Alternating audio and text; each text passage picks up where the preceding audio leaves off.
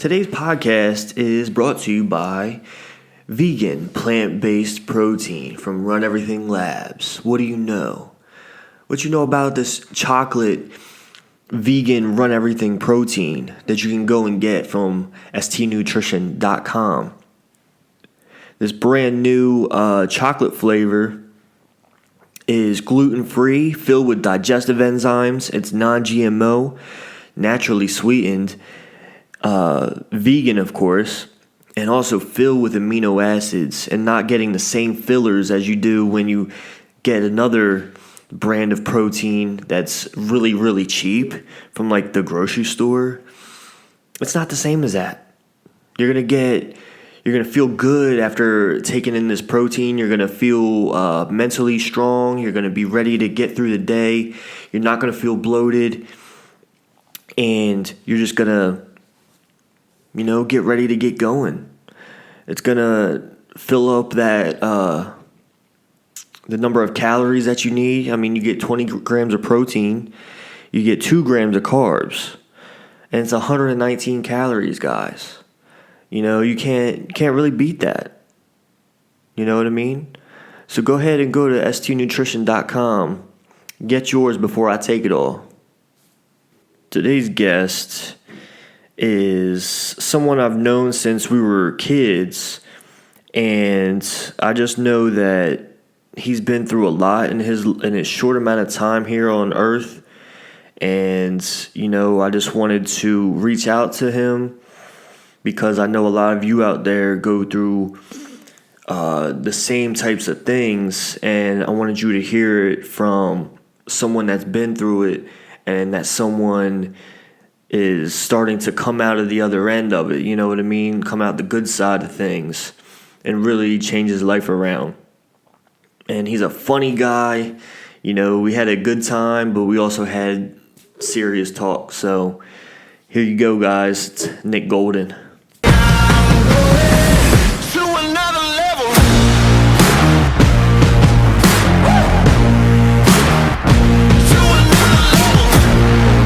Go there and bands playing and shit, and we'll just sit there and just Oh, and the mic? Yeah, just to piss off the sound guy. Is that place closed? Oh yeah, they closed that down real quick. I thought it was doing well, or maybe it was because of the church. Apparently it was noise complaints, and then I tried to rent it out. Actually, I hit up the old owner, and then they told me that the church ain't renting it out no more. Yeah, they were kind of tired of all that. Well, it was because people were doing other stuff around the area. You know what I mean? That place used to get packed. Oh yeah, you know what I'm saying? Oh yeah, drinking. I mean, it was like what I can remember is drinking, smoking, all that kind of stuff. I would come out. I wore a gray shirt. I remember I went to a couple friends to see Forever the Sickest Kids, and I came out and my shirt was black. It was gray when I went in. I was soaked, but that place was so much fun. I wish we had something like that. Now it sucks. It's only bars now that do it. So the teenagers and stuff can't even. I don't even think they do it at Frightland anymore. Nah, they got the stage, but they don't do open stuff like that. They'll have a DJ. Right. Yeah, that's crazy. Because I know I remember I was in a band for 5 seconds. Oh, wow. So, yeah. It was you remember Josh Henson? Yeah. I still talk to him. Oh, okay, yeah. So it was with him and some other guys, and Jason Taylor was in it, and Matt Griffin? he wasn't in it. Oh, no. Nah, he was in another one. But yeah, we all started it, and then I think Josh found the band he started getting big with back then. Parallels or whatever? The Artisan or the I forget what it was. But anyway, they were getting pretty big. And then so yeah, we practiced a couple times. That was about it. because I was new into all that. Like I just started like screaming and stuff, so I was like really into those kind of vocals. Yeah. You know, it's really all I can do. Can't really do. I used to play bass, and then I found out it's a lot more fun yelling at a microphone. Oh yeah. I was in a band for 2 minutes. Yeah. Did one show. And oh really? Well, at least you did a show. We did a Limp Bizkit cover. It was great. Oh yeah. Yeah, we did. We had a couple practices, and we had like we did a stupid thing and put like words into a hat and like shook it up and like, oh, what's it called? Oh, My Day and Night. It's the most punk thing I've ever heard. Yeah, man. Like, well, I think I got it from Panic at the Disco. I think that's what they did. Yeah. So I was like, oh, let's try that since we can't think of anything. But it was because of one time we're like Mark Griffin and Matt and Jordan McDowell, they were all like messing around after church one night, and I think Jordan heard me scream like at camp or something, and he was like, oh, like show these guys, blah blah blah. I'm like, I was real nervous. I was like, no, I don't want to like look bad, you know. Oh yeah, dude, it's nervous as hell. It is, you know, especially my first time. Like I never done it like in public. It's like when you're like usually singing in the shower, yeah, and then like you have to. Someone asks you to do it in public because they think you're good, and I was like, okay, you know. So they like started something, and I just came out with it, and they were like, oh shit, you know. And then so like Mark, Matt, and Jordan were already in a band, so Josh was like, hey, let's start something up, you know. Yeah, so it lasted about a couple of days, and that was it. So that's how about 90% of them go. Yeah, but now I've been trying to like record my own thing like on here, and I mean it's hard as hell, but I just found like some like instrumentals off YouTube, and I would just scream to that, you know, because I just like hearing myself being able to do it again. You know what I mean? It's fun. It gets a nice little energy out of you. And yeah, it's a different way to get my anger out. Like I haven't been lifting as often as I need to, so I think doing this, it kind of gets that anger out. Hey. You know, so because I have a job too where I walk around all day, so I'm just constantly like thinking of stuff. So I'll just write down like lyrics or whatever, and then I'll just like do them here and just see how that goes. See, I think that was the best part about me working in a warehouse. Yeah. Because it was already loud as hell. So I didn't have to worry about anybody hearing me, but I could also ride around with my forklift just jamming out to myself the lyrics that probably make no sense whatsoever if I ever wrote it down. You just got to, man. Oh yeah, sometimes you just like put the words together and they just like come out and you're just like, sounds cool. That might not make sense, but it sounds good. You know, it fits the song, so and nobody will know at an whatever. Actual show. That's funny. I actually did, yeah, because sometimes like with my scream you could kind of hear what I'm saying, but sometimes you can't. Yeah. You know, because I started off doing a lower. Like deeper, like how is yours? Is yours deep or? Yeah, I did the deep and the mid. I can't do highs. Okay, yeah. Mine goes a little high. Kind of like you ever listen to Hasted Day? Oh hell yeah, dude! Like when they first came out. Yeah, you remember when they were at the Grange? Yeah, yeah. So because they have a different lead vocal now. Yeah. But the guy first, it kind of sounds like his. Okay. You know. But I was watching like vocal stuff on YouTube and stuff like that, and it would like they said don't do that, and I was like, oh, well, that's what I like doing. I like that sound because no one has that sound. Everyone kind of sounds the same now. See, it gets iffy on that because like you can tear. You know, it's like when you start yelling, next thing you know, you lose your voice or something that, except a little bit more severe. Yeah. That's why everything has to come like from down here and all that fancy crap. Yeah. But, and then you got warm-ups you can do. Like I watched the dude from Disturbed. I watched him warm up. Ooh. Yeah, man. Dude is probably, oh my God, probably my all-time favorite voice because when he came out with the Sounds of Silence song. Oh, he has a great voice. Oh, dude. Like not just like for a metal singer, for any kind of singer, you know, his voice is just so unique. It's crazy. All right. I like your guys' Disney coasters. Yeah, man, I'm all about the Disney. I was actually gonna buy a Mickey Mouse shirt too. I have like 10 of them. Thing is though, I don't have like a favorite person. Mine's always been Goofy. Really? Yeah, because you know, like that. Why? Just because he's goofy? Yeah, pretty well. He's also the only caring father in the entire thing. If you really think about it. Yeah, he's caring. I think a little too much though, because we just watched a Goofy movie the other day. Oh hell yeah! And which are probably my favorites. And like I was just like, oh dude, like give him some air. You know what I mean? He won't leave him alone. Well, didn't he like lose his wife or something? I don't think they gave him a wife. You had to have the kid somehow. I know, but it's a cartoon. You know what I'm saying? Like, so they don't really do that. They just give him. He's like a single dad, I guess. Oh, see. I don't know. He's the man that we don't deserve. Yeah, right. I found out I can sing every Akon song in a Goofy impersonation. What? I'm not doing it here. Why? You can't just bring that up and just not do it. Because for some reason, whenever I like to get drunk, I always do that. Oh, yo. So then, like, when it comes to like, So you start singing Akon? Yeah, they were playing at the bar one time, and I just for some reason like I was already doing the Goofy impersonation, and then the song was playing. So like, they don't ever wanna see us together, but it don't matter now. Gosh. Yo, that's crazy. That's funny.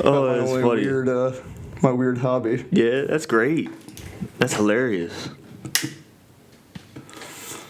Oh god. I don't even do anything when I get drunk. I just cheese. Like I just can't stop smiling. I just smile. Maybe it's because I don't smile like a lot during regular life, but like when I'm drunk, like that's all I just can't stop smiling. It's weird. Like, and then my face hurts in the morning. That reminds me of like the kid that like never smoked weed and then just sits there like. Yeah, there's cheese. Just laughs about everything. Yeah. See, I didn't even do that with smoking weed. Smoking weed, I just got paranoid. Yeah, same. I was always just like, oh, is that the cops? Or is that my dad? Or is that someone? You know what I mean? I was thinking like someone was always there or like watching me. I was going to get caught doing something. See, I remember being like a kid smoking out of a soda can when I was in a cornfield. Yeah. But it's actually kind of funny. So, like for me, I got bipolar, and certain people get affected by certain things different ways. But THC is actually not good for you. Like when you have manic episodes. And dear God, if I tried smoking weed like a year and a half ago, and then I tried an edible not too long ago. The edible didn't really affect me that. Like it got me, buzzing, but it didn't freak me out. Yeah. But I tried smoking it. And I felt that my stomach was being ripped out. I was so paranoid about everything, and I was like thinking people were like judging me, and everything. Like I can't smoke weed. And it's a lot different now than when it used to be. Oh yeah, I sound like my dad saying that, but it's crazy. Yeah, and you never thought you would like say that growing up. You were like, "Oh, I'm never gonna do that." You know what I mean? When you're younger, but when you're older, you're like, "Oh yeah, back in the day," stuff like that. But it was funny. Like one time when I was probably like 18 or 19. And I was working at a grocery store doing security, and I woke up like early in the morning with one of my friends to smoke. So we lived by these woods, so we went into the woods to smoke, and we didn't have any like paper or anything. So he used loose leaf paper, and didn't work that great. Yeah, but I've used book paper before. But So we did it so we smoked out of that, and I don't know what it was that made it was different. And I remember I tried to go back to sleep, and my dad came in and was just like, and I was like, oh, is he gonna catch me? Is he gonna catch me? Did he see me? He knows. And he was like, was that you that came in? I was like, yeah, I went for a run. And I was like, I didn't run, you know what I mean? Like, but so it took me. So I lived about 5 minutes, from the grocery store. So and it took me almost an hour to get there. So when I got there, I was still yeah. So I showed up late, which they never really noticed, but and then so when I went in, I felt like everyone was looking at me. Mm-hmm. So I was like, oh, fuck this. So I left, and I got back in my car, and I sat there. Car's off. Nothing's on. I sat there looking straight ahead for 4 hours. You know what I'm saying? And then I knew I threw up, like, in the passenger side. I, like, kind of, like, threw up. But then after I got out of the high, 4 hours later, it was just spit. So when I was high, I thought I was throwing up, but it was just spit. It was like a big, like... Yeah. Thing of spit in the passenger side. I was like, what the fuck just happened? So I went in and finished my shift, and I was like, I'm never doing that again. No. So that was probably bad, but at least nothing came about it. Other than just a really freaking weird experience. Yeah, man. But yeah, I mean, of course, THC doesn't work for a lot of things, which is why they came out with the whole CBD thing. Do you use that for your bipolar or no? See, I personally do not. A, because I can't afford it, and B, it is expensive. I don't know what it's gonna do. Yeah. And with how I am, I don't have room to test out the water on that, I guess you would say. Yeah. Because I used to be prescribed Xanax, and I was prescribed Klonopin at one point, but those I just abuse like hell. You know what's crazy? My wife takes that as her emergency drug. Xanax? Klonopin. Klonopin's better because it's more lightweight. Yeah, but it doesn't work. To calm her seizures down, it takes forever. Yeah, it does have a long, like, it'll take like 30, 40 minutes for it to even start kicking in. Yeah. And then you still gotta go up the ladder. Yeah. While at Xanax, it's pretty instant. But what's supposed to calm me down doesn't. Yeah. And then for some reason, Xanax is like Adderall for me. Really? Like, I do a lot of stupid stuff and then end up getting locked up usually whenever I take Xanax. Jeez. But then it leads to another thing, and then next thing I know, I'm out in Wilmington doing stupid shit. Yeah. I can't. So I can't really take the risks. There's people that say CBD doesn't, like, affect your mood at all. Like, you don't get, like, a high from it. Right. But I don't want to find out. Yeah, I think it does affect your mood because it does make you a little bit more chill. Like, if you're anxious all the time, like, it's going to chill that out. Yeah. You know what I'm saying? All that kind of stuff. Because people don't really tell you the bad stuff that happens. I mean, I never heard anything bad about CBD. Oh, no, I've only heard I just hear good things, you know? So, but I'm sure there's people out there, like, we have CBD. My wife won, like, a $500 giveaway. Ooh. Yeah. So we got a ton of that. But then she started taking it, and it would give her headaches when she woke up. So I was like looking, I was doing research and stuff to see, and then I looked up something, and it said don't take CBD if it has glycerin and something in it. And of course these have glycerin in it. Okay. So something about that, I don't know, but it works for me. So I started using it. That's good. So just like I'm usually a chill guy. I don't stress out, so I don't see a huge difference. But it chills me out even more, so I'm just like, whatever, like... See, I'm pretty much always paranoid, so I would probably see a difference. I just don't want to get, like, I don't want to say high, because I know it doesn't really give you one at all. Right. But I don't want to get too comfortable, I guess, being chilled out and everything else. Right. And then when I don't have it, then I'm not going to be chilled out, and then I do something stupid. Yeah. I guess you would kind of say, because, like, when I was using... Well, because, you know, I used to use heroin, crack, everything else. Right. And crack made me happy. Heroin was the calm down, and also it kind of, like, gets rid of all the negativity in life. Yeah. So I don't want to be chill. Boom, I can't get this, and now I'm freaking manic again. I don't like it. Right. So then my stupid ass in my brain would say, hey... I know where I can go get something, even if it's only like 2 bags, but I can get for $5. Right. You know, I'm gonna go out and do that because that's just who I am as a person. Right. So So, did all those things, or like your bipolar or whatever else like you deal with, is that what made you want to do like the different drugs, or like try them out or something? See, when I was 12, well, okay, so I had stuff happen before everything, but when I was 12, I was kind of like miserable a lot. Mm-hmm.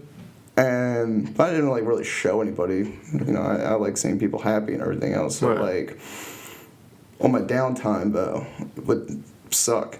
And I remember drinking for the first time. Yeah. And I don't have a problem drinking. Like, if you ever went out with me, you would probably think I have a problem drinking. Right, but you're not like an alcoholic. No, right. I couldn't do that. You know, hangovers suck. Yeah. But then after that, I was like, I like being on stuff. Yeah. So, pretty much, from then I went to smoking weed, which that didn't really get it for me, to be honest. Right. And then by the time I was like 14, 15, you know, I was already doing coke and acid and stuff, which surprisingly, acid is not going to say go out and do freaking acid. Right. But acid and shrooms, they affect the neurons in your brain that you don't really use too much, but they spark it up and it makes more brain activity. In small doses, they've actually proven that it's actually good for PTSD, bipolar, and other stuff. Yeah. But because your brain gets more active and the lasting effects last for a while. Well, that's why you see a lot of like artists and stuff. They get a lot of ideas and stuff after doing something like that. Exactly, and musicians actually get some really good, you know, art going on and everything else. Oh, yeah. Your brain's more open for a little bit. Now, if you do it consistently, you're going to be a vegetable, right? Literally, but you're just going to be really stupid, right? But yeah, and then so I was using them with my buddy, and we were best friends. Like, every day, we were just like, what can we get to get high? Because we just want to, it's like Pokemon at that point. Like, we just wanted to try them all. Yeah. Well, we had the dumb idea to do heroin. Some kid at school had it. I think he got it from, like, his older brother or something. Jeez. And he just wanted to make some money, pretty much. So, we got that. And I was dating somebody at the time. Yeah. And I ended up ditching him that night. And he ended up taking the full bundle that we bought. And it's his first time ever using. But for us, like, we really, in our minds, we're like, yo, we can do as much as whatever and still be good. Like, you're going to hate your life in the morning. But, well, he ended up killing himself. And then after that, I just immediately went right back to the kid and bought it because, you know, for me, everything was just pretty much done. Yeah. And then at that point, I was pretty much hooked. Yeah. Because I loved it. And then I joined the military, so I got like a year clean, but then they sent me back to Delaware, and then I ended up relapsing. And they didn't catch on to it for about 2 years. So you were doing this while you were in the military? Yeah. Oh, shit. Sadly. I mean, they also had a meth lab on Dover Air Force Base. It's actually kind of common. Wow. Because when you go to training in Texas, you're put in San Antonio, which you're in basic training, so you don't really get to go out or anything like that. Right. But if your job training is also in San Antonio, there's a lot of parties that happen out there. Right. So there's dudes that go out and, you know, they might do ecstasy or something like that. Right. And then they take a piss test and then they get, you know, kicked out. I actually tried to join up on the drug abuse program that the Air Force had, but since I was still in training, it was kind of like telling on yourself, I guess you would say. Yeah. And then, so I got kicked out of there. But not dishonorable or anything like that. I got a general discharge. But it just sucked. And then for like 4 years after that was pretty much a wrap. Yeah. So what was the point of joining the military for you? Were you doing that to like change your life or something, or? No, I was bored. You're just bored. Yeah, I'm not gonna lie on that one. Like I like volunteering. Okay. Like a lot. Like I used to donate my blood all the time, like as much as I could. But I have Hep C now, so I can't. Okay. Volunteer firefighter. Been also doing that since I was 16. If I was ever at the firehouse, I would make sure I didn't have anything, you know, like I wasn't high or anything like that. Right. But Delaware's all volunteer firefighting, so, you know, it was kind of like spare time. And then it was the military, and I was like, sweet, I can finally join this shit. So tried it out. Didn't work for me. At least I can say I did it. Yeah, but you did the Air Force, though, right? Yeah. But at least you got to be some kind of smart to get into that. Oh, I had a 4.2 GPA in high school. That's crazy. Yeah. Oh, dude, I was smart as shit. I mean, I was also on Adderall. But So was I, but I didn't do nothing for me. I finished with a .8 GPA. oh god. Yeah. And I tried to get in the Army, and that's all I could get into. I couldn't get into Marines, couldn't get into Air Force or I had like a 60 something on my end, but I got like a 32. oh, so you just made it? I just made it. Are you going for infantry? No, I couldn't even get infantry. He gave me the choice between food server or truck driver. Did you take truck driver? I took truck driver. Thank God. So At least you're smart on that. yeah, see? But so my whole thing was I was gonna go in, and then after like basic training and all that kind of stuff, they said I can take classes and stuff to get a better ASVAB to get a different job. Yeah. So that was my whole plan. But then when I got to MEPS, everything kind of got screwed up because when you sit in that room and and it has all the signs about like you can go to jail if you lie or something. It scared the shit out of me. So you fell for it? yeah, I fell for it. Oh, dude, I lied my ass off. Yeah. Well, my recruiters told me to lie about everything, and I was just like, this don't seem right or whatever. Like, you know, because I wasn't lying about anything big. You know what I'm saying? So I don't know why I cared so much, but I got a concussion a year before. They're like, oh, don't say anything about that. I was like, all right. So when I got in that room, they gave you those same papers you filled out with your recruiter. I filled it out and said I had a concussion before. So then they sent me to this dude. He yelled at me really bad, and I sat in a room for 6 hours with nothing happening. I was watching Law and Order SVU for 6 hours. Where'd you go? The one in New Jersey? Baltimore. Fort Okay. Meade, yeah. And so I called my recruiter. I told him what happened, and he came down and got me, and that was it. Oh, that's nice of him, man. Did he, was it an awkward car ride after that? Or I don't know. I fell asleep. Oh, okay. So, he dropped me off at my house, man, and I was just like, all right. He was like, see ya. I was like, I don't know what to do, you know. I think they still had my high school diploma. I never got it back. So I don't have I think it. mine still has mine. Yeah, I don't have it anymore. I never even used mine anyway. Like, I haven't gotten a single job yet that said, so did you produce your high school diploma? Yeah, well, with security, like I had, I always had to do that. You know, because those are the most of the jobs I had is security. I worked at G4S. So, yeah, that's who I work for now. Oh, okay. Yeah. Right. I do the Bank of America near the Chick-fil-A. Oh, okay. Yeah. I was gonna say, because I wanted to get on the Edgemore site, but I wasn't 21 yet, so I couldn't get on the, because I know they always want the armed, and so I was security at Amazon. And then I found out security's a good-ass job. Like, It is, because it's easy money. Easy. I walk around a parking lot. I worked in the truck gate, and I just sat there, I put Netflix on. Yeah, that's all you got to do. And then I would accidentally fall asleep sometimes, and then, you know, the truck driver would just come up and honk his horn, and I'll wake up, and I'm like, sweet. But it's like, yeah, there's better money in being armed, but if I wanted to be an armed security guard, I might as well just be a cop. Might as well. You know what I'm saying? I'm not going to put my life on the line as a security guard. You know what I'm saying? So if something was to happen, yeah, you know what I mean? I got you on that. But because if I was armed, like I always tell people that I'm like, you might as well just be a cop. You know what I'm saying? I always want to be a park ranger. Park ranger? Yeah. Why? Like, not like your normal, like, I'm talking about like den rec. Like the dudes that go out on the Oh, okay, yeah. Like that kind of, yeah. The actual rangers. Right. That's kind of like you see on that Alaskan show where they work at the parks and stuff and they stop people from, yeah. That kind. See, that one I would actually see myself doing. I'm not a big fan of, I don't mind state police. Right. I'm not a big fan of municipal police. Right. You know, like your normal town cops. Right, yeah. And that's just because of... That depends on who the person is, though. You know what I mean? Yeah. I mean, I don't go around, like, you know, screaming at you out the window or anything like that.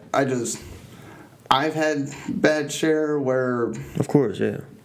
I wasn't doing anything, but since I lived in Middletown at the time, it was once they know you, and they'll find every reason to get you and everything else. And then you see a lot of corruption that you wouldn't actually see if it was a normal time. Right. Now, don't get me wrong, I guess I had illegal activity, but there was also times where I was just driving to work or something like that, and I would still get pulled over and arrested and lose my job. Actually, that's how I lost my job at the Amazon. Yeah. Well, that's a big reason why, like, I try to not cause issues and stay to myself and not try and bullshit and all that kind of stuff because, one, I don't trust the justice system at all. You know what I'm saying? Yeah, right. And right. So no matter if you're white, black, yellow, red, it doesn't matter what color you are. Oh, they'll screw you in. You know what I mean? Right. It depends who the person is. Yeah. You know, so that's why I tell people, like, stay to yourself, man. Don't do stupid stuff. Like, think before you do something. You know, there was a moment I was playing like co-ed basketball or whatever. And our second to last game or something, this dude just decides, he's on my team. And he decides to get in my face. I'm like, whoa. I didn't even know where this came from. You know? I guess he thought, like, I was taking up all the time or something because I wasn't taking a break. I don't know. He wanted playtime or something? He wanted playtime, yeah. Well, and tell said, him to get better. Well, and it was like, I thought I was doing them a favor because no one would give me a break. Yeah.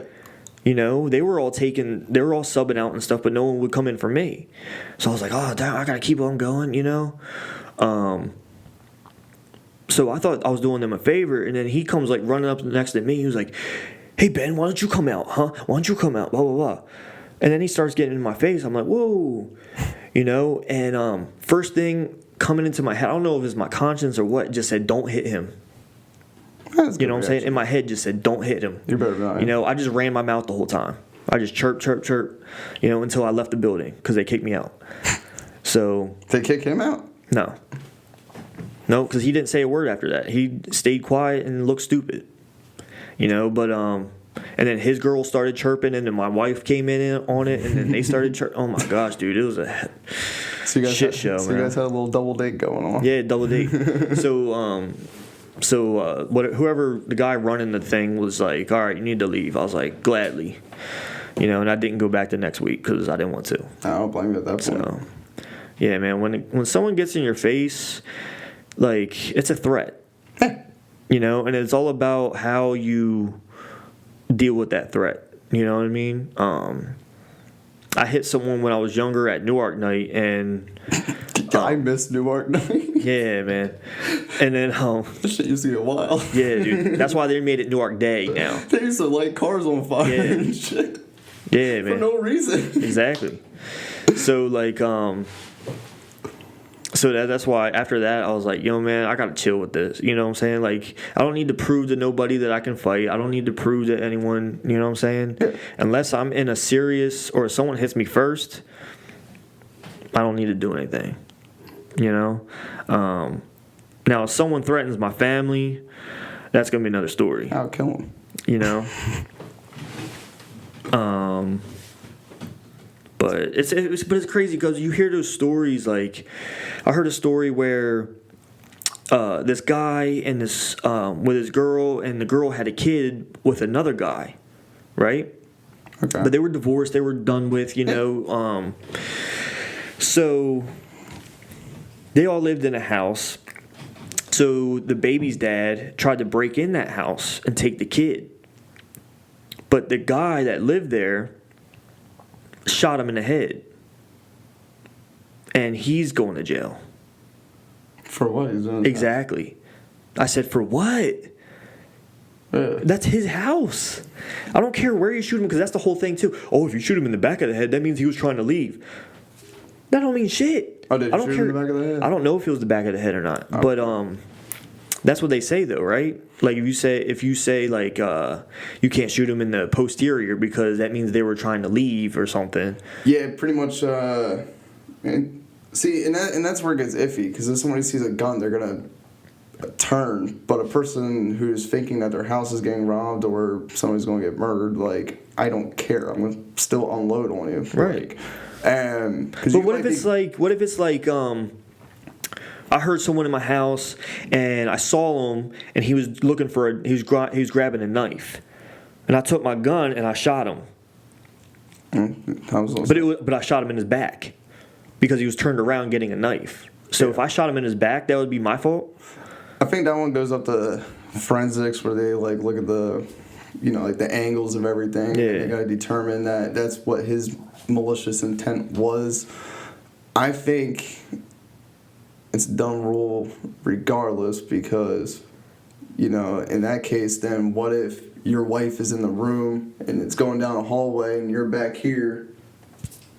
You're going to shoot him in the back. I mean, it's a hallway. Yeah. But that's the best part about a house, is the fact that nobody's there and you can move them. You position a person however you want. I wouldn't do that shit. No, I'm just messing with you. Because then that's the shit that gets you caught. That's the shit that you go to jail for. You know what I'm saying? Like, that makes it worse. But so with all your the things that you've been through and stuff like that, like did you go to like any therapist or anything? Like, do you believe in that or whatever? So, okay. So therapists, I did for a little bit. I can't afford it right now. Right. Very expensive. One way to get out of like jail time or to get off probation easier is to go to rehab, especially if all your charges are drug charges. And when I would go to them, though, some people would just go to there like, all right, I'm just do this bullshit and then get out of it. Well, I would actually get stuff out of it, because you got to adapt to every situation that you're in, and at that point you got to choose: do I want to be sober or do I want to do this? Now, afterwards, you either get the choice. If you can afford a therapist and go to a therapist, you got outpatient programs where you just go 3 times out of the week for, I think it's like 4 hours. Right. But then they also got NA and AA meetings. For some people it works, for some people it doesn't. Yeah. I personally don't like them. But I would always, if anybody, because I do a lot of outreach for people, if they need help getting into a mental institution, if they need help getting into a rehab, if they need a list of meetings and stuff, I have no issue with like referring them over to a meeting. Right. I just personally don't like them. Right. I'm what's known as a, what the hell do they call it? It's like dry sober or something like that. No, not dry sober is if you just become sober and you don't work on yourself. I forget, they have a term for it. I still drink. I know my limits. I've never been drunk and thought to myself, hey, let's go buy some Coke. Right. I've never had that thought. Right. Some people are like that. They'll drink, and next thing you know, they go missing for 2 months, and that's because everybody's different. I can't tell somebody that this is going to work, therapist is going to work. My old therapist used to scare me because I'm paranoid, and if I'm not on my meds, then I make up these weird delusions, I guess you would say. Yeah. Where I think that they're trying to read into me and control me and stuff. Yeah. I used to think the dentist was trying to get in my head. But No, just your mouth. well, it's a long story. I thought they were putting like an antenna in my mouth. Yeah, I can see that. I got a retainer. Oh, okay. So I thought they were putting an antenna in my mouth to read my thoughts and stuff. But when I'm on my medication, I'm good. Right. I mean, we've been talking the entire time. But even, everybody's different. Some people can take Suboxone for the rest of their life and be good. I mean, you're not supposed to, but people do it anyway. It's pretty much like if you wanted to, it's a little bit better than methadone, which methadone is shit for you too. But yeah, I've been in Rockford, Meadowwood, State Hospital, been to like 3 different rehabs now.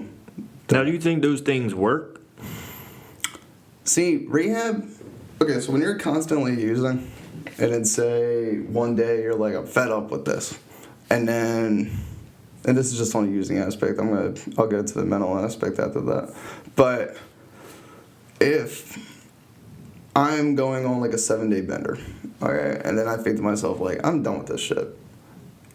Well, I still have the want to do it, and I still have, the craving for it. And if I don't buy Suboxone off of somebody, well, then at that point, since I also used heroin at the time, I would be withdrawing the hell out of myself. And in my brain, I know, okay, there's one thing that can stop this withdrawal right now, like in like 5 seconds, because I was a shooter. Mm-hmm. So 5 seconds, and I won't be sick anymore. Well, with rehab, you can go there, and some of them do Suboxone, some of them don't. But you can go there, and you're not, especially if you're court ordered, you're not going to go with your cravings because you can't. Right. So then you sit there, and then your brain starts getting more adjusted to being sober. And then once that happens, you can be like, oh, okay, so I can be happy. Because, I mean, there was times where we didn't do any classes, and it was like just a day where we were sitting there playing spades and stuff, joking around. And then, like, it could show you that you could be happy or think normally. Right. Without being high on something. Mm-hmm. But you would never get that if you were in the same area that you're using, trying to dry sober. Right. And then with mental health issues, like, if I didn't go to those things, I wouldn't have a clearer mind on thinking on stuff. Like, I could tell when I'm starting to get whacked out in the head, where I know I need to go somewhere to adjust my medication. Yeah. But if I would have never went to Rockford or any of them, I wouldn't have came up with the ability to realize I'm starting to fuck up. Okay. And that's where it kind of benefits. It gives you like a nice vacation from reality. Right. You don't have any stress because, if you know that your probation officer is after you, well, they're not allowed to get you when you're in a facility. Yeah. So you the stress that you got going on kind of goes away, and it helps you get your mind right. So I personally like inpatient areas as long as you follow up with it afterwards. Because if you just go to an inpatient area, well, you're used to being on vacation. Mm-hmm. Once you get out and you don't... Back to reality, yeah. Exactly. Your whole world's going to change right then and there. Because the reason I ask is because you see so many people, it doesn't take one. It takes 3, 4, 5 times, in and out of rehab all the time. Oh, yeah. Because that's why I asked if you think it works, is because how many times people are in and out of there all the time. You ain't going to get...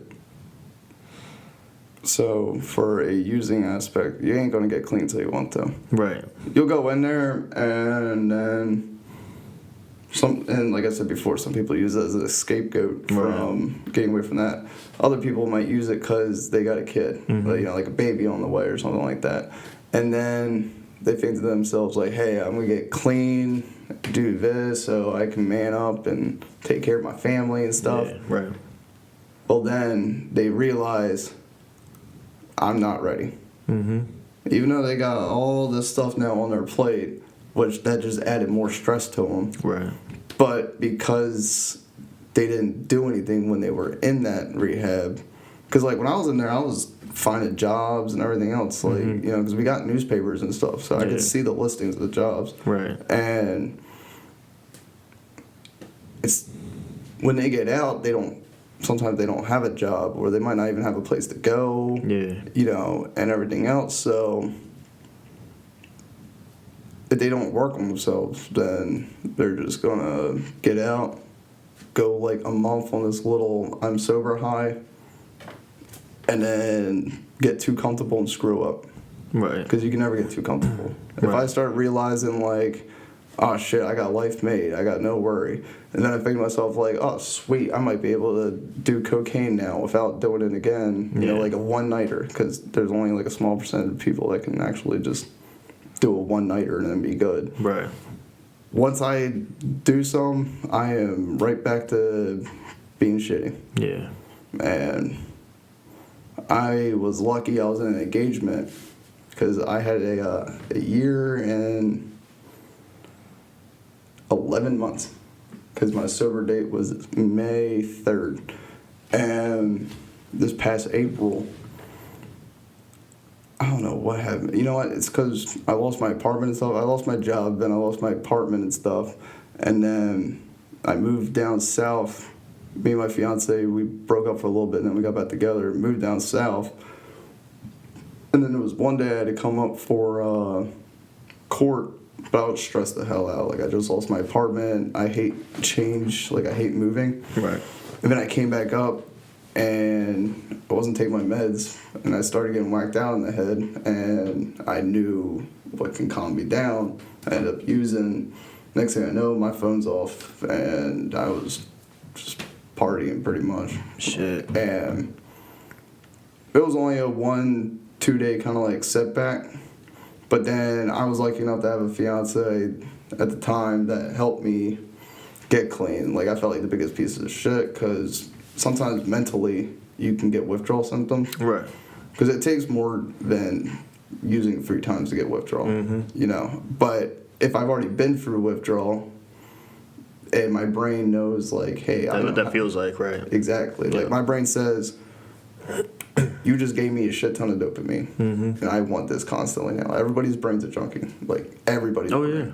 yeah. And It's just about where you're getting it from. Exactly. Right. And so my brain knows where I can get it, and it knows what's going to push me to get it. So it's going to pretty much make me feel like I'm withdrawing.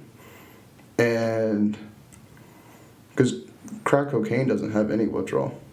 The only withdrawal you get is you just get really depressed and everything else. But you'll still end up craving it because your brain wants you to go get it. But yeah, she had to drive me out to Wilmington. We had to illegally buy Suboxone. I felt like the worst fiance in the world. You know, having to get my girl to bring me up north so I can get Suboxone so that I can, you know, use that for 2 weeks to get rid of withdrawal symptoms. And yeah, it's just a horrible feeling, which I'm surprised I didn't relapse from that. And then we just recently split up, and then I moved back up here. And right now, I mean, shit's stressful, but I haven't had anyone to use, though. So it's all about your mindset, really, on when a person gets out of rehab, if the first time works or if the 8th time works. Right. You know, it's either you get clean, or you die, or an institution, or you're in jail.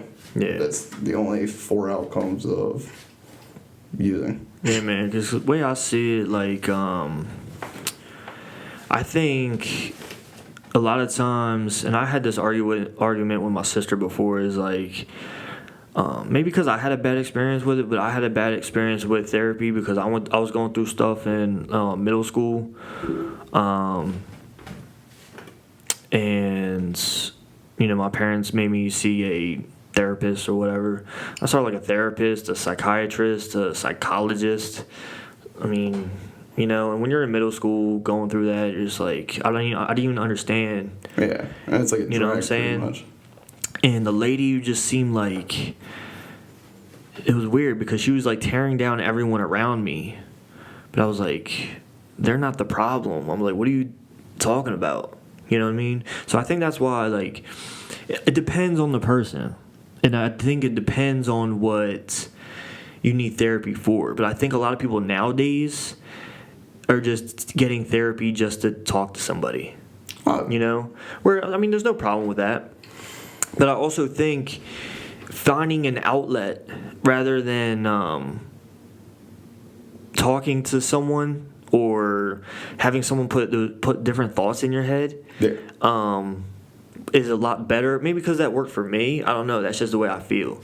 Because being lost and all that kind of stuff, which is why I'm so big into working out, is because lifting is what settled me down and calmed me and stopped me from being so angry at the world and angry at everything around me, because that's all I was. Oh, the same chemicals that got released from lifting you get from heroin. Yeah.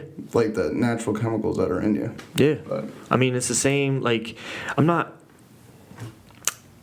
I guess people would say I'm addicted to it, but it's something that... it's healthy. Right, it's something that's good. But if it was bad, I bet you I could stop. Mm-hmm. You know what I'm saying? So it's not like, I don't know. But I just know is, like, for me, like, and that's why I know I'll never stop it, because, and that's something else that people say is like, oh, he'll stop when he's older or whatever. This is just a phase. I'm like, 80-year-olds freaking. I'm like, what are you talking about? I'm like, this is part of my life. Hey. You know? Yeah, sometimes I'll go some time without lifting.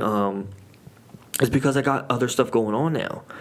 You know, that need to be my priority. Yeah. You know, I have a business that I need to focus on and make sure I get content out, and then doing the podcast, and you know what I mean? All that, you know, takes the front seat to lifting. You know what I mean? Yeah, I try and get up early to lift, but sometimes I'm just like, nah, man, it's not happening. Sometimes you're not feeling it.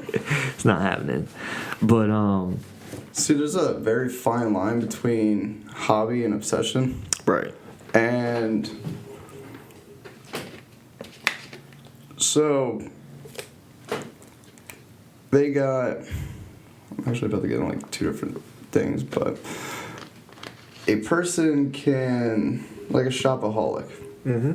Okay, a person might like going shopping. You know, once they get a paycheck in their head, they're like, all right, I deserve this freaking new purse, or I deserve this new game, or whatever. Right. And that's one thing. And there ain't nothing wrong with that, you know, it's healthy. But then there's other people that they got shop every single day, take out 4 credit cards, everything else, which with working out, you can work out in the normal, you can work out to where other people think like, oh, this dude's kind of weird, but yeah. You know, I mean, I have seen it where people, I'm just like, yo, that's a sickness. Yeah, I was gonna say, but then there's other people. People take it to that limit, yeah. And those people, they probably got deeper issues that working out helped them. But the thing is now they don't know how to sidetrack that issue. Right. They didn't work on that issue or nothing like that. So now they only know, I don't feel this way, right, unless I'm working out. And I think that's my difference, is like I kind of worked on my anger as well as worked out. Yeah. You know, and I think it kind of runs in my family, but I think I had it the worst. You're all pretty sporty people. Yeah, we're always like that, you know, but all right, done with the anger. It was just like there was just something deep inside of me, like that was like, even it wasn't just physical. Yeah. You know, it wasn't just physical anger. But like I'm trying to remember like where I actually started changing. Because I know most of it probably came from school. So when school ended, I think it was a load off my back. Oh, I mean, it's stressful. You know, and I know finding my way back to God was a huge thing for me. You know, everyone looks for that certain thing. You know, I mean, we have a friend that prays to crystals, you know, because they feel like they work for her. That's all that matters. That's what I'm saying. I'm like, if it works for you, you know, who am I? Like, yeah, it's not something I would recommend, because I consider that like a false idol. But if it works for her, like, who am I to judge her? Yeah, I mean, you know what I'm saying? Because she probably looks at yours the same exact way. Exactly. If you ever came at, you know, her thing, she'll be like, well, right. You know. Right, and that's the whole thing with the whole belief thing, is like everyone believes something different, and you can't hate someone because of that. People have to learn how to kind of talk without getting so mad, and like, and I think that's another thing, is like I learned how to argue things without getting angry, because I think instead of talking about things, people try and persuade them to believe what you believe. Yeah, which for me as a paranoid person, if someone started doing that to me, then I automatically lash out. Exactly. Like, why? There's no point in doing that. Yeah. The only time I tell people is, like, if they ask me a question about it. I had a full conversation with an atheist about it because she wondered why. Oh, they love them conversations. Oh, yeah. But, and I had no problem with it. I was like, believe what you want to believe. That's cool, you know? Everyone has experiences that brought them to that point. I was like, I'm a pagan me myself, you know, and I just believe in the energy and nature around me because, yeah. You know, everybody has energy in them. When you die, energy can't be created nor destroyed by physics. You know, they already proven that. So when you die, you know, your energy goes out to something else. Now it could be, you know, your body just decomposes and you become a bed of flowers or whatever the case may be. Right. But that's how I've always believed. Yeah. And I know for me it works because I know something's physically there and I've seen results of it. And then for me, I just keep the mindset of keeping positive energy because if I keep positive energy, since everything runs off of it, that means I'm going to have good energy for me. And, right. Well, like I said, everybody got their own little twist to it and it helps them get through life. Exactly. So, like, what do you make of, like, all the because there's something about this country, man, that there's been what, like 300 maybe a little under that this year, like 300 mass shootings this year. Oh, yeah. You know what I'm saying? So, like, what, I don't even know how to, like, put this in a question. Is it guns or mental health? You know what I'm saying? Like, what do you think it is? So I believe it's a mental health thing. Okay. The reason behind it is, I don't want to sound like that jackass that always says if you leave a gun on a table, it ain't going to shoot nobody. But that makes sense. It does.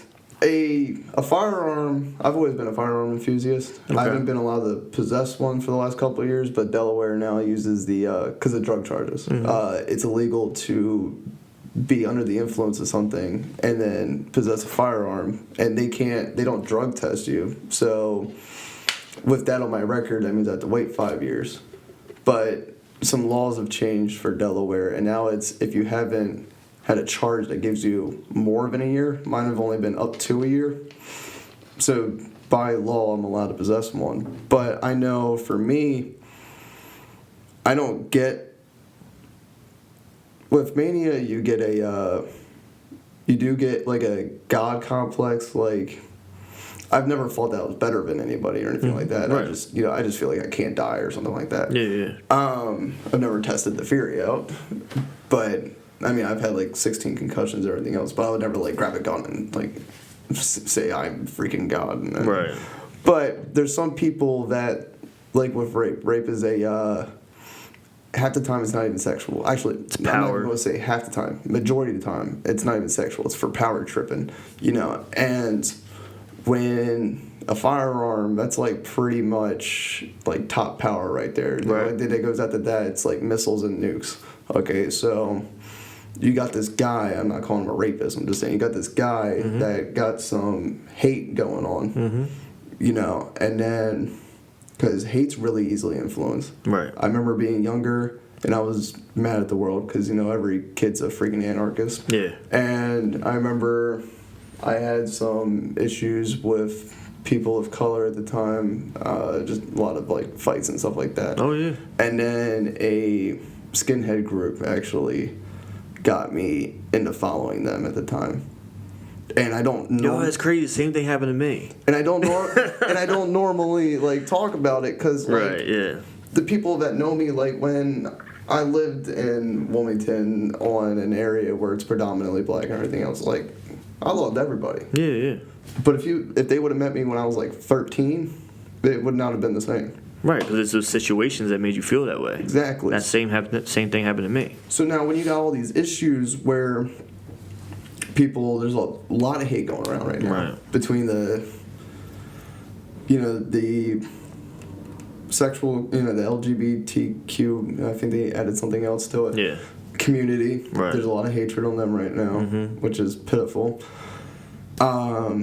With the immigrants, there's always been hatred on immigrants. I mean, even back in the 1800s, there was, Irish immigrants. They hated them. Right. The only ones that they liked were the ones that they can make profit off of. Right. And when you got easily influenced hate and a lot of hate going around, and you put a power trip in someone's hands, they're going to use it. And it's not something that you can really even diagnose until that person, because that person might not even show traits of it until he's like 25. Like, he might not even know that he has the issue. Yeah. And because whenever I think paranoid, I don't think I have an issue until I explain it to somebody, and then they're like, no, you're talking stupid. Yeah. And I'm like, all right. Well, which is the thing about these last couple kids, they did show traits of it, but no one did anything. No, they didn't do anything about it. You know what I mean? And I do believe it's a power thing, but it's also about how do you solve that? I know Trump said for social media to keep track of stuff like that. Or I'm like, but that's so many people. Yeah. You know what I mean? How are you supposed to do that? You know what I mean? The only way you could ever even come to anything like that is by citizens holding each other accountable. Yeah. Which is how it should always be anyway. Right. Police can't hold, cops probably don't even know that you live here or anything like that. Right. Okay, so now if you're over here losing your freaking mind, randomly, this is just for instance, if you're losing your mind, no cop is just going to randomly come up to your door and knock on it. Right. But if your neighbor says, hey, I haven't seen Ben in a while, maybe I should just check up on this guy to figure out, and then he comes over here and he starts talking and you start sounding whacked out, then he can call in a tip saying, hey, this dude should not have a firearm or whatever the case may be. Now, there's not that much legal action that they can do just off of conversation, but at least then you're being known and there's more surveillance that they could do on the person. Right. If that's the case. My thing, I've always been vocal about in schools for teachers to listen. You know what I'm saying? Stand outside your room and when they're changing classes, listen to people's conversations. You know what I'm saying? Just keep your ears open. They don't have to pay you $1 million for you to do that. No. That's not extra work to do. That's, one, you're protecting your own life. Two, you could be helping someone else. Because you know how much shit is going down in high schools? No matter what high school, you could go to public school, you could go to Christian school, whatever, it doesn't matter. And they talk about it at the lunch table. Exactly. They talk about it out and open and free. There was a kid in my school, and I went to a private Christian school, and he had a hit list in his locker. You know what I'm saying? So we had a couple of them at Penn. Yeah. Oh, sure, at Penn, man. Of course. But that's all they have to do, and I think it would go a long way. Yeah. With people just doing that. Because even when I was in school, I did that. I would walk by and just listen to what people are talking about. You know what I mean? You got to. Yeah, because it's going to be those kids, and just pay attention to those kids that are being picked on, and stick up for them. Yeah, you know what I'm saying? And you don't even have to tell them. Unless you start hearing physical, I'm going to do this kind of thing, then yeah, definitely. Right. But my teachers knew something was up with me. But they thought I was a great student because, I had a great GPA, I was doing RTC and everything else. But they feel bad because they never asked me, how I was actually doing. Right. Because if they would have told me, I would have had, a fucking mental breakdown, start crying, thank you so much for asking. Yeah. And that's where a lot of things go for, is just they need to start doing it at schools. I don't think it's freaking video games. People say all that crap. Yeah, no. So you're telling me Atari made people violent? Because guess what? They were killing millions of people at a time. Yeah. Now it's not as... If you really look at it, actually, it was more violent back then than it is now. It's just you hear about it more because of social media. And now when you're playing video games, you kind of get it out on the video game. Yeah. honestly. You know what I'm saying? Like, you're doing it there and it seems real, so I don't think there would be a need to go out and do it in real life. You know what I mean? But I've always wanted to get to a point in my life where I can go to high schools and just tell them, like, dude, it doesn't end here. Because that's the kid's biggest thing. So you want to be a counselor? Is like, maybe not even just that, just to go into a school and just like talk. I do that from time to time with my old health teacher. Yeah. I do drug talks and stuff like that. Yeah. At William Penn, and I want to get more active with it. Yeah.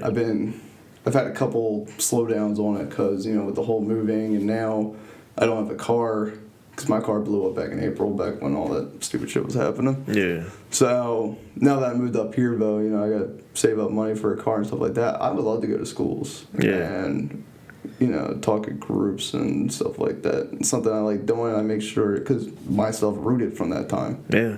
You know, people don't understand. There's kids that I've been out in Wilmington, out in Riverside.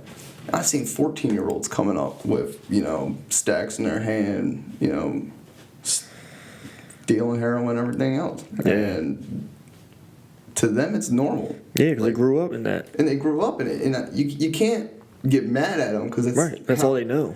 But sometimes they might bring it to school, and that's how I got a hold of it. Yeah. You know, and I had one kid that was selling his mom's oxys. Yeah. And so, yeah, I would love to go to schools and actually be there, like, more on a full-time basis than just once every semester. Yeah. I would love to be, like, a counselor there for not only just drugs, but also just if they need it, get some shit out, which they should definitely have. You got school shooters and stuff. If you had a person there that can, by HIPAA and non-confidential, unless you say the two magic words that you never say to a therapist, you know, kill myself or I want to hurt another person, because then you're going to get institutionalized. Yeah.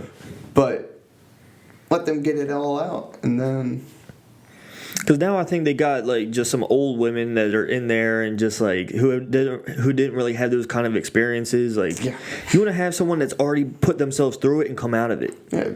It's like the vets being that, you know, like when they talk about having vets to stop school shooters and stuff like that. Yeah. You know, you want a person that's been shot at before. Exactly. And I'm talking about a combat vet. I'm not, you know... because... No offense, if you're driving trucks or something like that, you've never been in a scenario like that. Yeah, that's different. You know, for me... Because plus you're giving jobs, you know what I'm saying? You're supplying jobs, and then you're, like, you can make school safer. You make school safer. If they had a person that's had a problem before, but, you know, totally clean, it's the school system. You're going to get randomly drug tests and everything else. They'd probably do it to teachers. I can't say 100% sure, but I know other state employees get drug tests all the freaking time. Right. If you had a person that's, you know, like, been there before and then went to school to become... even just like a bachelor's degree in psychology and maybe like minored in social working. Yeah. You know, those two together with past experience can talk to a kid, and also on a younger age. Yeah. I'm sorry if you got, you know, Karen that's 67. That's like 60-something. That had the neighborhood where everybody knew each other, and if Karen drank alcohol one time, her parents hurt them and, you know, just beat them. Yeah. Or you got the person where it's the new times where, like you said, you hid it from your dad, you know, the time that you smoked, and, you know, I was able to hide. Like, I remember I locked my room and freaking dropped some acid and just chill out. Yeah, exactly. Now, that time didn't hurt me, but me getting coke off my buddy, well, now look. You know? And it just takes one time, man. They need people that are more relative to the age. Because in school, you know, you like the teacher a little bit better when they're not too young, but they're not too old. They're like right in the middle. Right. And they actually care. Right. But for some reason, they just... And they're going to be more relatable. Yeah. You know what I'm saying? They walk into the office and you're in there like wearing a shirt and tie, but then you got gauges, then you got the nose and the lip. I'll take these. You know what I'm saying? But you know what I'm saying? But Tattoos on one freaking knuckle. Yeah, and it just shows. Yeah, I mean, it shows that you like been through shit. You know what I'm saying? You have your experience like on you, and you're free-minded. Right. If you look at a person with a lot of tattoos, you think that they're going to be a little bit more open and accepting than a person that doesn't have anything at all and wears a suit and pretty much looks like a government robot. Right. Yeah, man. I mean, because that's the kind of person like I would want to talk to. Like my therapists and stuff were just like old ladies. And you know, it piss you off the entire time. I was just like, yeah, man, I'm just not into this. But I don't know. We'll see what happens in the world. But yeah, man. I honestly see the world getting better. I do too, and I think it is getting better. And I think it has to go through this stuff to get better. Oh. You know, it has to be bad to get good. Exactly. You know? And if you really look at the old, we'll just stick to 1900s. Yeah. Like, I'm not even going to go back when they were killing 200 million people. Right. Let's just go with 1900s. Right. All right. You had Hitler, Stalin. You had the Japanese to the Chinese, or it might have been reverse. No, it was Japanese to the Chinese. They massacred like 7 million people. Yeah. You got how the legal people of color completely demolished or, segregated and everything else. But now look. Yeah. You could be openly gay. Yeah. You could be transsexual and you still get a little bit of hate, but it's not like how it was before. Right. And I think those freedoms, people overthink those. Because you have those freedoms, you're less like, you just want more and more and more. Yeah. Yeah. You know what I mean? And, like, when people talk bad about the country, I'm like, but you know what goes on in other ones? Oh, they'll kill you just for being gay. That's all I'm saying. They'll hang you right in the middle of their main street. Yeah. You know what happens if you hold a girl's hand? Or you say anything about being... Right. Or if you're a girl. Pregnant. Exactly. Just little things like that. Things happen, They still stone people. Yeah. And, like I said, there's a lot of messed up crap. They burn people at the stake still. Like, they'll put them out in Times Square and just, like... Show them off. Yeah. You know, I mean, everyone has a privilege here. I understand that some have more than most. Yes, definitely. And it sucks it has to be that way, but I do feel like it is going to get better because right now it's an individual thing. You know, there's no one color that hates the other, blah, blah, blah. It happens to be individual people. Yes. You know, because all white people aren't bad, all black people aren't bad. You know, stereotypes do exist. There's always going to be stereotypes. I mean, you look at a chair with 4 legs, that's a stereotype that you can sit on that chair. Yeah. And then you sit on it and it breaks. Yeah. There's always going to be a stereotype. Right. But now they're there for a reason.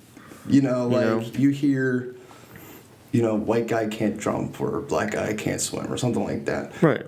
It's a lot better than what they used to say. Yeah. Exactly. And I know that's just like a small thing, but right. It's still better than what it used to be, and only in the like I haven't heard that in a while actually. So because you remember back in the early 2000s, that was like every other joke would be something like just that. A couple years ago. I mean, things have gotten so kind of lightened. I mean, people are becoming more offended about everything now, so it's kind of harder to talk about stuff. Yeah. You know, please don't give me backlash for those comments. But yeah, like even saying black. You know what I mean? I'm like, chill. Like I'll talk to black people and they'll be like, oh, I don't care. Yeah. I'm like, I don't care. You call me white. Like what? You know what I mean? So unless you want to call me an Anglo-Saxon or European American or Caucasian or any of those. You know what I mean? It is what it is, man. I used to live on 5th and Madison, man. I don't know how. Have you ever been to the McDonald's on 4th Street? 4th Street, yeah. Okay. You know how that McDonald's on 4th Street is. Mm-hmm. Nobody there cared if, I referred as black. Now, if a person does get offended by that, I would definitely apologize to them. Like, hey, yeah. You know, I mean, I don't like saying people of color. To me, because to me, that's standing you out from where I'm at. I don't like using that word. Right. I try to refrain from saying black or something like that. And a lot of times they refrain from saying white, just like, and that's just a person's comfortability. But it also, I think people need to thicken their skin a little bit, because now everything being said, people get offended at, no matter what it is. I mean, social media can get taken out of context because you don't understand the person's, what they're sounding like when they say the phrase or the word. Their attitude. Right, you don't see their attitude, they're joking or, because you get so many people, they're like, oh, I tweeted that, but I was just joking. I was like, how do I know that? You know what I'm saying? You can't read a joke, you know what I mean? So, I don't know, but we'll see. But yeah, man, I appreciate you coming on. Of course, man. I appreciate you having me. Oh yeah, definitely. And thanks, guys, and we'll see you later.